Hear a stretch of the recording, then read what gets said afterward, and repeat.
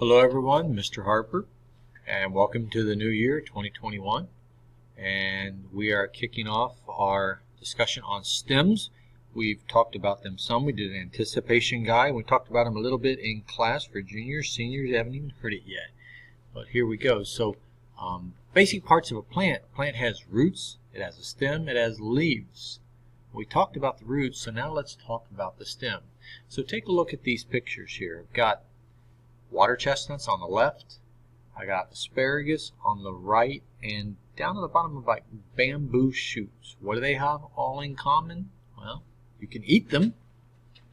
I like bamboo shoots and water chestnuts and like a stir fry maybe, and I like to eat asparagus. Maybe you do, maybe you don't, but they're all things we eat, but they have something else in common. They are all parts of the plant, and specifically, they're stems. Bamboo shoots are stems, asparagus and stems are, so are water chestnuts here are part of the stem of a plant. So let's talk more about the stem. Structure and function is what we're going to talk about. How's it made? What's it do? So here's some functions of stems. They make the leaves.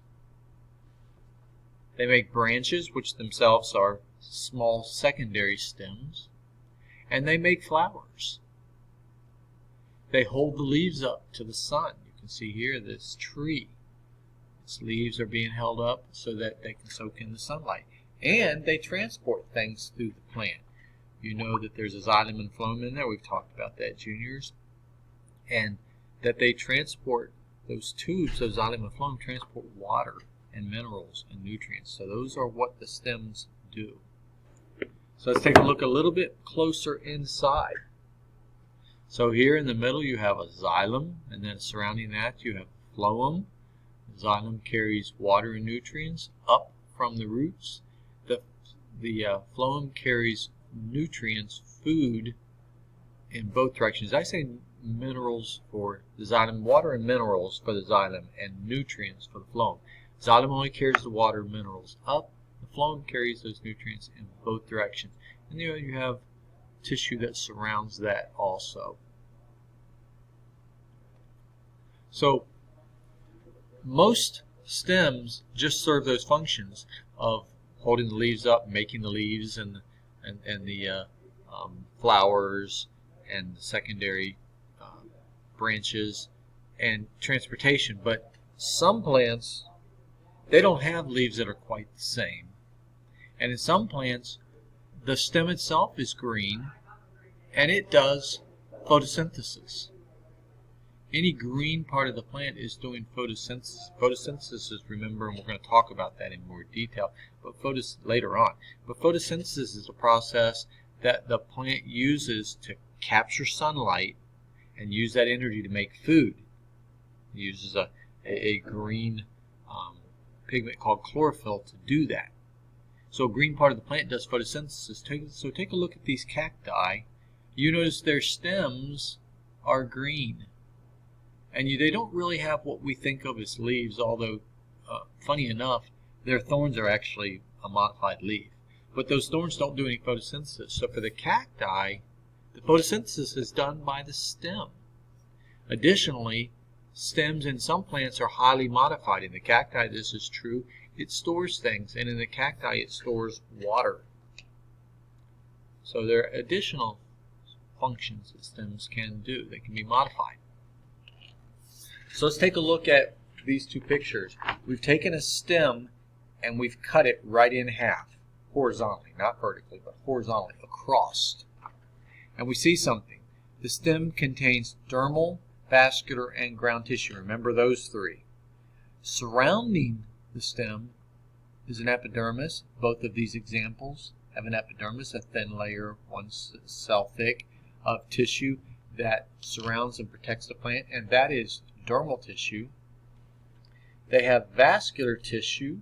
Vascular tissue is tissue that moves things through the plant, and in this case, it is the xylem and phloem that moves things. Let me see if I can move this. I cannot. Sorry about that. So the xylem and phloem is in what is called these vascular bundles. There, it disappeared. So in this example, the vascular bundles are these round pieces, and over here these little round pieces. They look different, but they're serving the same thing. It's vascular tissue. And then there's also ground tissue, which is this greenish area in both of these examples. Now the epidermis, they have thick cell walls to protect, and they have this waxy coating too that helps to waterproof the stem. That's called cuticle. And plants that are in drier climates, like that cacti, have thicker cuticles than plants that, say, live in a rainforest, for example. These two stems are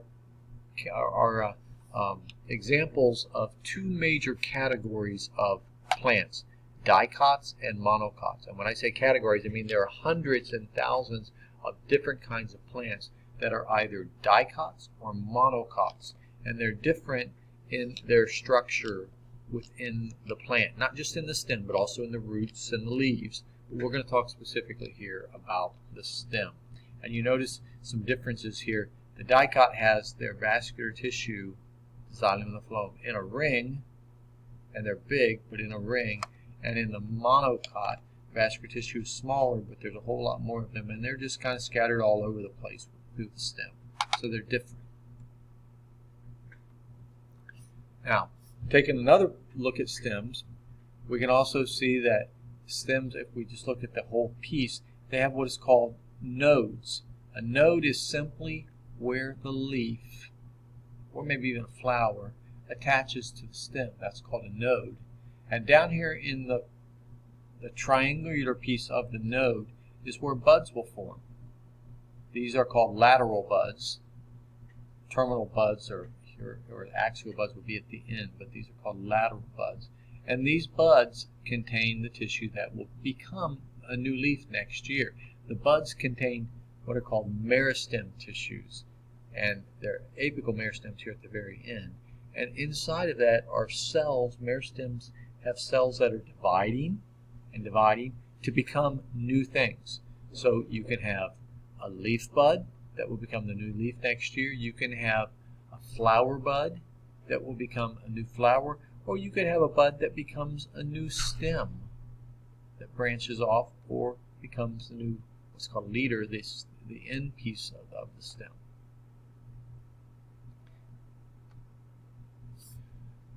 So let's look at the vascular bundles again. I covered this a little bit before, but let's talk about it again. Vascular bundles is a term that is the bundle of the vascular tissue. So it's just what it sounds like. And inside that vascular bundle are the xylem and the phloem. Oops, went too far forward again. So if you notice here, the phloem is this area, this light or middle green looking area, and inside of that, the darker green is the xylem. And on the outside, the purple, that is a type of tissue. Remember sclerenchyma and chlorhynchoma, and it was all about how thick the cells were. Well, sclerenchyma was like the thinner cell-walled cells. Well, that's called sclerenchyma tissue there. But the big thing to remember is in the dicot, the vascular bundles are in a circle, and the phloem is on the outside, and the xylem is toward the inside of that circle. Whereas in a monocot, the vascular bundles are smaller, and they're just all over the place. They're not in any one certain area. So here's another look at a monocot, and you see that the vascular bundles are all scattered all over the place. They're in a circle here, yes, but they're all over the place inside too. And most of the stem consists of this lighter color tissue. That is ground tissue made of, once again, these parenchyma cells, those cells with thin walls. Whereas the chlorhynchoma and the sclerenchyma were thicker cell walls. These cells are thin. You can see there's an epidermis here on the outside. In the dicot stem, the vascular bundles are in a ring. The cells that are in the center of that ring are called pith. It's ground tissue, but we have a special name for it, and it's called the pith. And there is this blue ring that is in between the xylem cells that are inside and the phloem cells that are on the outside. The sclerenchyma cells are out here. It's a type of cortex. And this blue ring is called the vascular cambium. And here that is called the cambium, but we're going to call it the vascular cambium. So we're going to stop there because the next part goes into growth of cells and of stems, excuse me. But here's what we've talked about. We've talked about the difference between monocots and dicots, two major categories of plants. Remember, monocots have the vascular bundles scattered throughout the stem, whereas dicots have them in a ring. We've talked about buds, and we've talked about nodes on the stem, and we've talked about the purposes of stems, how they produce leaves, produce branches and flowers, hold the leaves up to the sun, and transport substances to the xylem and the phloem. And some stems have special properties that let them do things like photosynthesis or steal water. We'll talk more next time.